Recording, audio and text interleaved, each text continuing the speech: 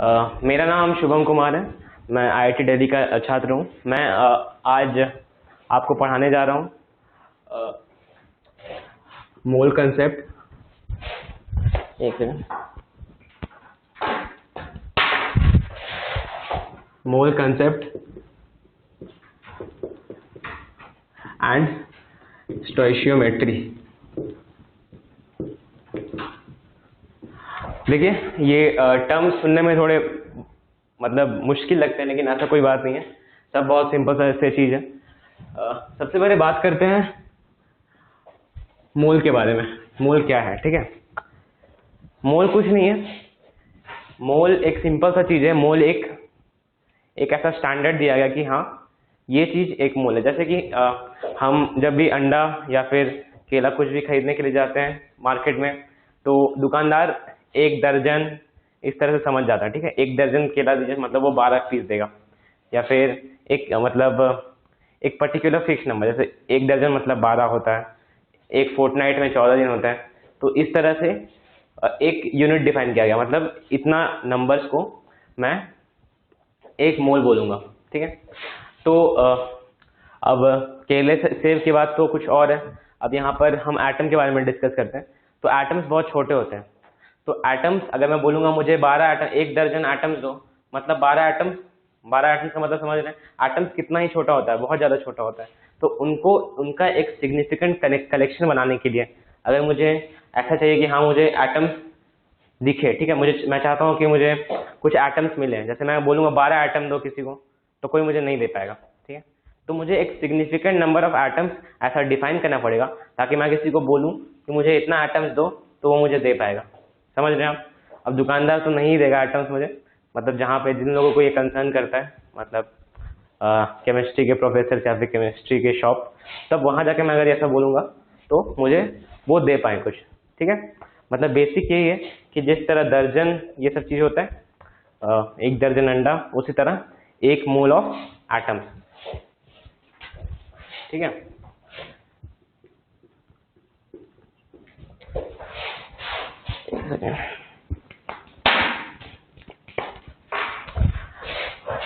तो एक मोल जो यूनिट है, मतलब ये एटम्स और मॉलिक्यूल्स, मतलब ये मॉलिक्यूलर लेवल पे यूज किया जाता है।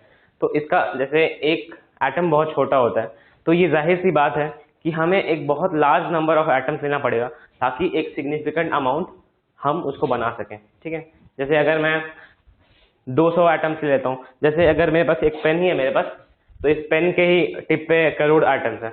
तो मैं अगर बोलूँगा मुझे 1 करोड़ एटम्स दो, तब भी मुझे कोई नहीं दे पाएगा 1 करोड़ एटम्स, क्योंकि ये टिप पे क्या मुझे दिखाई नहीं दे रहा है। तो मैं एक ऐसा क्वांटिटी, एक बड़ा सा क्वांटिटी डिफाइन करूँगा जो कि करोड़ से भी बहुत ज़्यादा बड़ा होगा। ठीक है, ताकि मैं अगर बोलूँ कि मुझे उतना नंबर ऑफ एटम्स दो, तो मुझे कोई कुछ दे पाएगा। समझ रहे हैं आप? ठीक है, तो बात यह है कि ये एक मोल जो है, इसका एक डेफिनेशन है। एक मोल का मतलब होता है 6 × 10⁻23। जिस तरह एक डजन होता है 12, उसी तरह एक मोल होता है 6 × 10⁻23। ये नंबर है, ठीक है, इसका कोई यूनिट नहीं है। This is a pure number. ठीक है, अब इस नंबर को हम एवोगैड्रोस नंबर बोलते हैं, या फिर इसी को हम बोल सकते हैं, मतलब इसको जब हमें लिखना पड़ता है तो हम इसको ऐसे डिफाइन करते हैं, Na। ठीक है, ये सोडियम नहीं है, ये N, ये इसका बेस में A है। ठीक है, अब बात करते हैं, एक एवोगैड्रोस लॉ है। ठीक है, एवोगैड्रोस लॉ का मतलब ये हुआ, एवोगैड्रोस लॉ ऐसा बोलता है कुछ कि अगर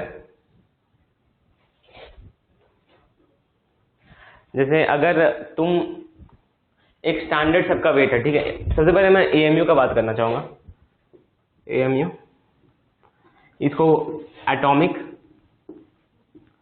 मास यूनिट। ठीक है, ये एटॉमिक मास यूनिट है। जैसे घर में सब्जी खरीदने के लिए हम लोग kg का यूज करते हैं, उसी तरह एटम्स को मेजर करने के लिए हम एटॉमिक मास यूनिट का यूज करते हैं। तो हम पहले ये जानेंगे कि एटॉमिक मास क्या होता है, ठीक है। तो एटॉमिक मास यूनिट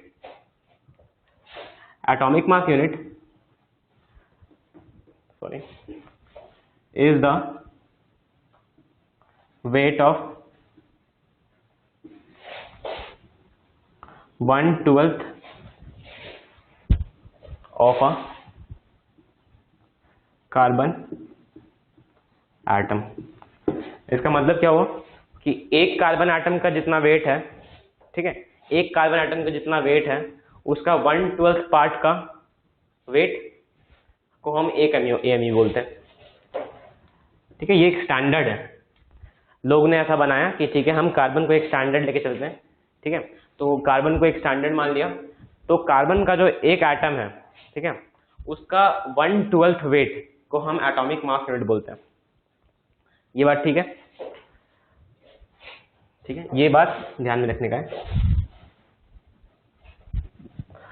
अब कुछ कुछ डेफिनेशन बनाए गए हैं, ठीक है, तो वो सब जानना हमें जरूरी है। जैसे कि आपके नाम,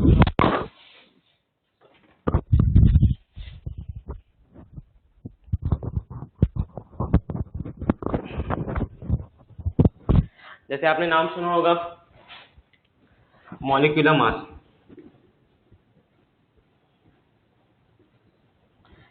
या फिर एटॉमिक मास, ये सब टर्म्स हम केमिस्ट्री में एकदम वाइडली यूज करते हैं। तो ये सब बेसिक चीज है। तो मॉलिक्यूलर मास क्या होता है? सबसे पहले मॉलिक्यूलर मास का मतलब है दी मास ऑक्यूपाइड बाय 1 मोल ऑफ, ठीक है, 1 मोल ऑफ अ कंपाउंड, ठीक है। जैसे मुझे मॉलिक्यूलर मास का मतलब जानना है, तो mass occupied by 1 mole of that compound. जैसे मेरे पास CO2 है, तो CO2 का मॉलिक्यूलर मास क्या होगा? मैं CO2 का 1 मोल लेता हूं, इसका मतलब 1 मोल ऑफ CO2 जो है, मैं 1 मोल ऑफ CO2 लेता हूं। 1 मोल ऑफ CO2 मतलब क्या कि Na मतलब Avogadro's number, that is equal to 6 × 10⁻23, ठीक है। तो 1 मोल CO2 मतलब Na number of Na into molecules of CO2। 1 mole of CO2 मतलब Na into molecules of CO2। CO2 का एक मॉलिक्यूल कैसा होता है हम जानते हैं, छोटे छोटे, एक नहीं दो नहीं, मतलब Na 6 × 10⁻23 number of molecules of CO2 लेते हैं। इसका मतलब ये, तो इसका जो मास होगा, ठीक है, इतना नंबर ऑफ एटम्स का जो मतलब मॉलिक्यूल्स का जो मास होगा, इसको हम बोलेंगे मॉलिक्यूलर मास,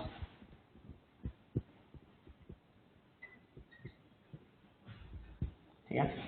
तो मॉलिक्यूलर मास इज नथिंग, क्या है मॉलिक्यूलर मास? कि the mass of 1 mole of any substance is called molecular mass. Clear है?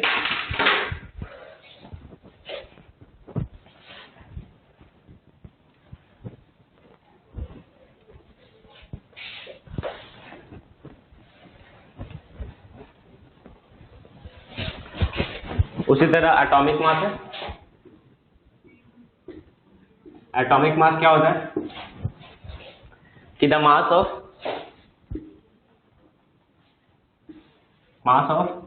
Any number of atoms of the element.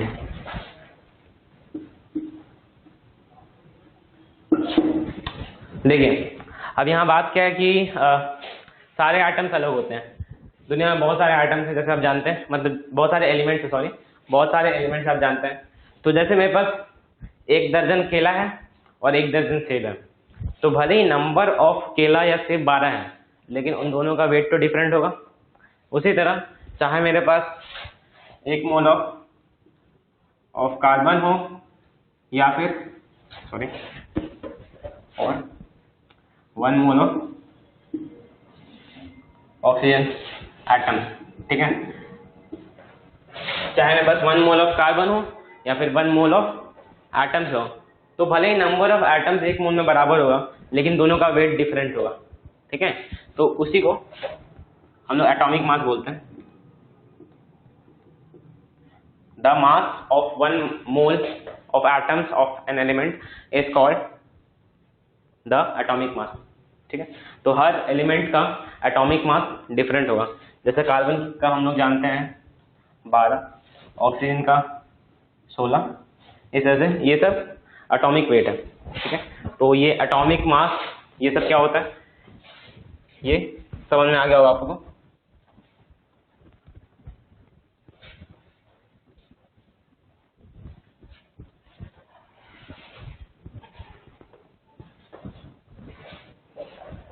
अब बात करते हैं gram atom.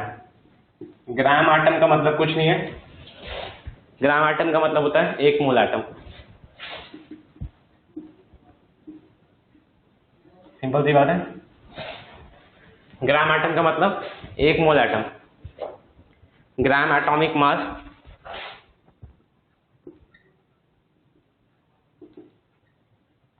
Gram atomic mass मतलब एक मोल एटम का मास।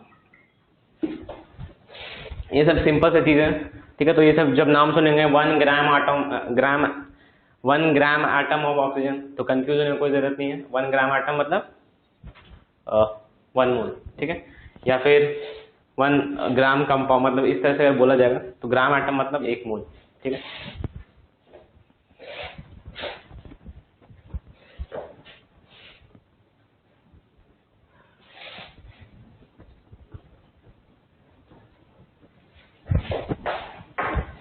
तो यहाँ पे दुनिया में बहुत सारे एलिमेंट्स हैं, बहुत सारे कंपाउंड्स हैं। एलिमेंट्स को मिला मिला के कंपाउंड्स बनता है, ठीक है। तो जैसे मेरे पास एक कंपाउंड है CO2 है। अब मुझे बोला क्या कि मेरे पास 1 मोल ऑफ CO2 है। ये क्या इम्प्लाई करता है, 1 मोल ऑफ CO2 में कितने रहेंगे, वो number of molecules of CO2 6 × 10⁻23। मतलब मेरे पास CO2 के मॉलिक्यूल्स कैसे होते हैं, ऐसे कुछ होता है। तो ये एक हुआ, ऐसे 6 × 10⁻23। आप सोच सकते हैं कितना बड़ा नंबर है। CO2 के मॉलिक्यूल्स बहुत छोटे होते हैं, यहाँ पे मैंने बहुत ज़्यादा मैग्नीफाई किया तो आप जान रहे हैं, ठीक है। तो बहुत बड़े मतलब छोटे छोटे मॉलिक्यूल्स होते हैं CO2 के। तो 6 × 10⁻23 मॉलिक्यूल्स ऑफ CO2 रहेंगे मेरे पास, तो उसको मैं बोलूँगा 1 मोल ऑफ CO2। अब मुझसे कोई पूछता है कि 1 मोल ऑफ CO2 में कितना नंबर ऑफ ऑक्सीजन एटम्स है, तो मैं क्या बोलूँगा, मैं एक मॉलिक्यूल को कंसिडर करूँगा, ठीक है। मैं ये देखूंगा कि एक मॉलिक्यूल ऑफ CO2 में कितना ऑक्सीजन एटम्स है। तो यहाँ मुझे क्या दिख रहा है, 1 2, ठीक है। तो एक मोल CO2 में, सॉरी,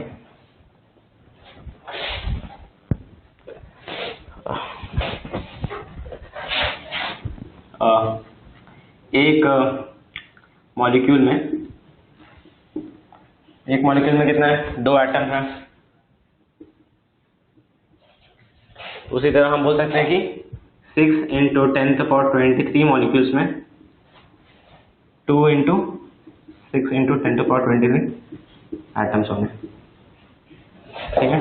तो यहाँ सिंपल सी बात आती है कि जब भी मुझे बोला जाए कि एक कंपाउंड में एक एलिमेंट का कितना मोल्स है, जैसे मेरे पास 5 मोल ऑफ SO2 है, तो इसका मतलब मेरे पास सल्फर का 1 मोल है, सल्फर का 5 मोल है, सॉरी, और O का 5 × 2 मोल है।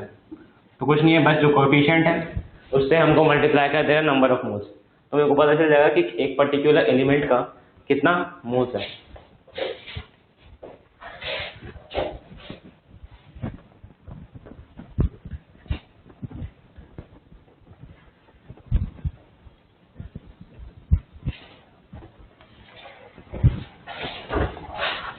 ठीक है। अब ये हमने बात किया मास के बारे में कि जैसे 1 मोल है मेरे पास, तो इसका जो मास होगा उसको हम बोलेंगे मॉलिक्यूलर मास। अब ऐसा ही कुछ केस वॉल्यूम के साथ भी होता है, ठीक है। तो एक होता है जिसको बोलते हैं हम लोग मोलर वॉल्यूम। देखिए मोलर वॉल्यूम, अब देखिए हम सॉलिड का तो वॉल्यूम नहीं नापते हैं, हम एक पर्टिकुलर कंडीशन लिए हुए हैं जिसको बोलते हैं हम STP, standard temperature pressure. STP में स्टैंडर्ड टेम्परेचर प्रेशर, इसका वैल्यू होता है टेम्परेचर का 273 और इसमें प्रेशर 1 बार या फिर 1 एटीएम। एक एसटीपी होता है, एक एनटीपी होता है, ठीक है। तो कभी कभी प्रेशर 1 बार और 1 एटीएम, मतलब दोनों का वैल्यू लगभग सेम ही होता है। 1 बार और 1 एटीएम लगभग दोनों बराबर ही होते हैं। तो जब भी तो मोलर वॉल्यूम एक आता है, मतलब 1 मोल ऑफ एनी सब्सटेंस है बस 1 मोल ऑफ सब्सटेंस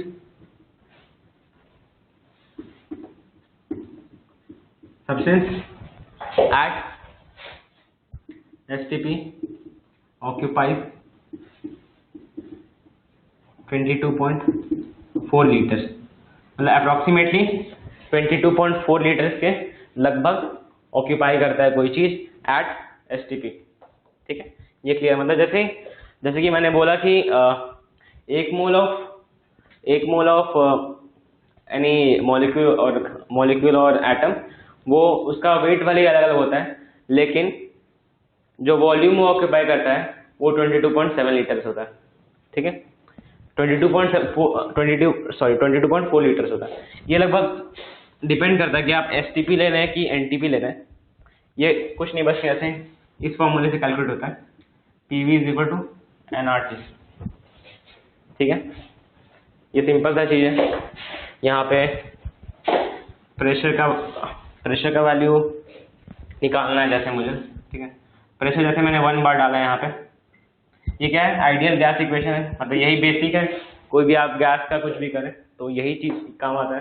तो यहाँ पे अगर मैं 1 बार डालूंगा तो यहाँ से जो वी का वैल्यू होगा वो डिफरेंट होगा, जबकि मैं इसमें एक एटीएम डालूंगा। उसी तरह ये 22.4 या फिर 22.7 ऐसा कुछ होता है, ठीक है।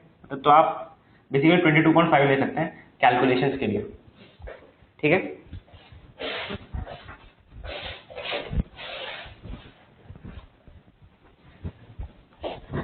तो क्या बोला मैंने कि 1 mole of any substance eight STP occupy 22.4 litres, ये चीज़ है। और इसको बोलता हूँ मैं मोलर वॉल्यूम। इसका वैल्यू कितना है, 22.4 लीटर्स या फिर 22।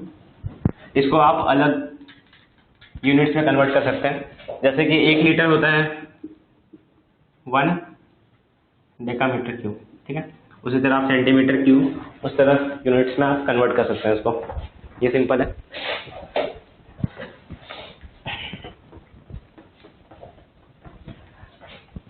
ठीक है, अब बात करते हैं जो केमिस्ट्री का बेसिक है। केमिस्ट्री में क्या होता है, रिएक्शंस होते हैं केमिस्ट्री में, बस रिएक्शंस होते हैं। तो हमने जो ये मोल कॉन्सेप्ट पढ़ा है, तो इसका सबसे बड़ा हमें फायदा ये है कि ये मोल का कॉन्सेप्ट को हम लोग उस पर लगा सकते हैं, रिएक्शंस पे लगा सकते हैं, ठीक है। जैसे एक मैं सिंपल सा रिएक्शन कंसिडर करता हूँ, C+O2 gives CO2, या फिर मैं इसको थोड़ा सा ऐसा कर दूँ, 2CO plus O2 gives 2CO2। ये बहुत ही एलिमेंट्री रिएक्शन है, ठीक है। अब जो आप बैलेंस करते हैं कोई रिएक्शन को, ये एक बैलेंस रिएक्शन है। अब इसका मतलब समझिए, बैलेंस मतलब क्या, कि दोनों तरफ बराबर है। बराबर क्या है, नंबर ऑफ एटम्स बराबर है, ठीक है। तो एक आता है दोनों तरफ, मतलब नंबर ऑफ एटम्स बराबर रहेगा। बोलने का मतलब क्या है कि अगर मैंने यहाँ पे 2 एटम ऑफ इस साइड में, मैंने रिएक्टेंट्स में 2 एटम लिया ऑक्सीजन का, तो प्रोडक्ट में भी 2 ही एटम रहेगा। अब कहीं से कूद के तो आ नहीं सकता एटम। अगर मैं अपने रिएक्शन को बंद करके कर रहा हूँ रिएक्शन, ठीक है, मैं एक डब्बा में रिएक्शन कर रहा हूँ, तो अगर मैंने 2 एटम लिया है ऑक्सीजन का रिएक्टेंट साइड में, तो मेरे को 2 एटम ही मिलेगा प्रोडक्ट साइड में। इसको बोलते हैं हम लोग प्रिंसिपल एटम कंजर्वेशन,